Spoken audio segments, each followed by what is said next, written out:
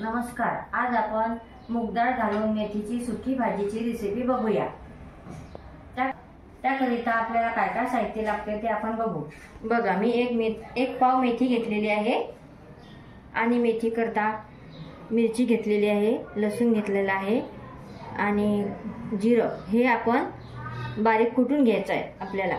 आणि फोडणी करता जिरं, मोहरी, चवीला मीठ आणि हळदी आणि त्याच्यामध्ये आपण हे 2 कांदे फोडणीमध्ये टाकूया. मूग डाळ मी 1 तास पाण्यामध्ये आधी टाकलेली आहे. आपण ही थोडीशी शिजवून घेऊया, पण आपल्याला शिजवायची नाही, थोडीशी एकदम थोडी नरम होईल तोपर्यंत.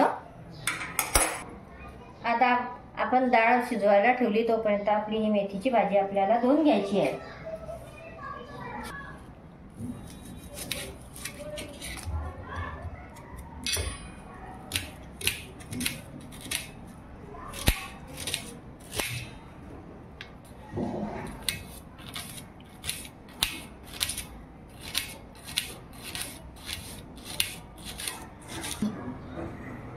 आता आपण लसूण आणि मिरची, जिरं हे ठेचून घ्यायचं आपल्याला.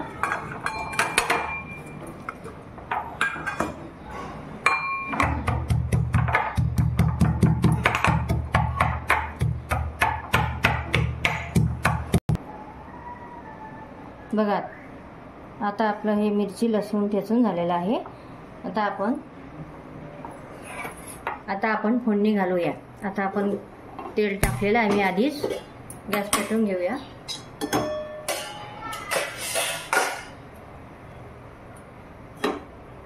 कांदा अशा प्रकारे आपल्याला बारीक चिरून घ्यायचा. आपल्याला जाड चिरायचा नाही सुक्या भाजीमध्ये.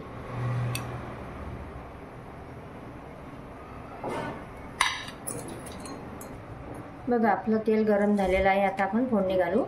आधी आपल्याला मोहरी घालायची. बघा कशी तळतळीत आहे, अशी तेल टाकू द्यायचं आपण. आता जिरं घालायचं. आता लसूण मिरची ठेचलेली टाकायची.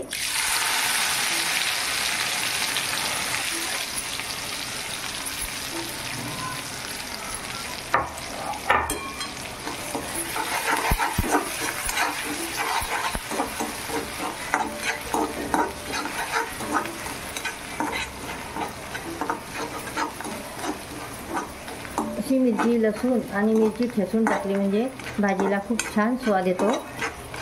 लसूण मिरची कापून नाही टाकायची.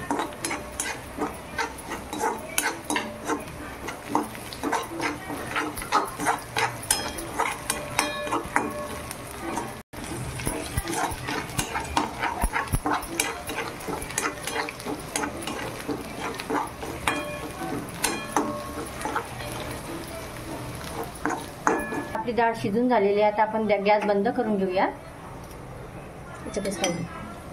बघा, आता आपले लसूण मिरचीची हे पण झालेली आहे, भाजल्या गेलेले. आता कांदा घालू आपण.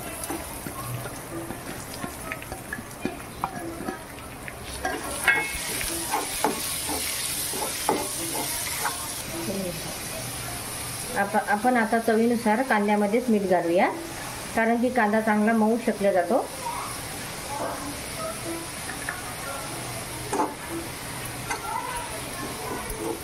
आता आपण मोठा गॅस केला तरी चालतो. जर आपण मोठा गॅस करून भाजत राहिलं तर आपला हात सतत ढवळत राहायचा, नाहीतर तो कांदा जळून जाईल.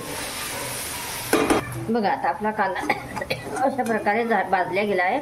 आपल्याला हा कांदा जास्त पण होऊ द्यायचा नाही, कारण की तो मग दातामध्ये अटकून जातो, फसून जातो, वाकसपणा येतो त्याला. बघा, छान झालेला. आता आपण हळदी घालू.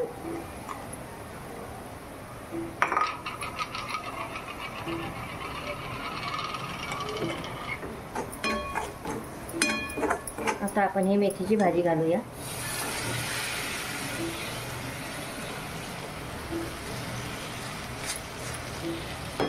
बघा, ही भाजी मी चिरून घेतली नाही, कारण की ही भाजी खूप नरम होते पानं, आणि मग ती चिरली म्हणजे जास्त लेद्दा होत जातो त्याचा.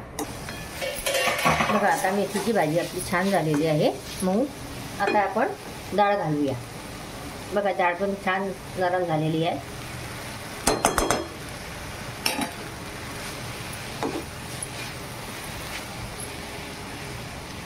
बघा आता आपण असे मिक्स करून घेतलेली आहे मूग डाळ आणि मेथीची भाजी. आता आपण याच्यावर झाकण ठेवून घेऊया, थोडी वाफ घेऊया 5-1 मिनिटं. बघा आता आपली भाजी झाली का आपण बघू, झाकण उघडून बघू आपण. बघा किती छान मऊ झालेली आहे, एकदम सुंदर शिजलेली आहे.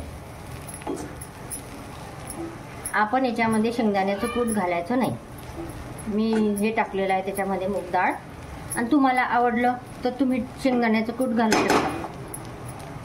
आता आपण कोथिंबीर घालूया, गॅस बंद करून घेऊया.